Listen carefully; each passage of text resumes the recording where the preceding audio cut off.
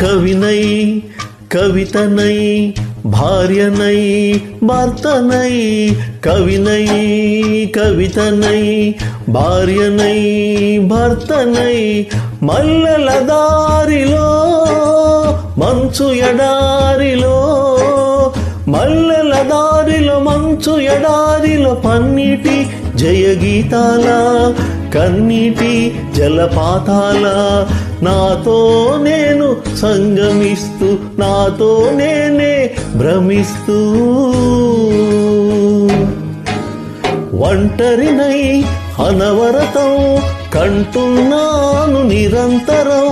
కలల్ని కథల్ని మాటల్ని పాటల్ని రంగుల్ని రంగవర్ణుల్ని కావ్య కన్యల్ని ఆడపిల్లల్ని జగమంత కుటుంబం నాది ఏకాకి జీవితం నాది.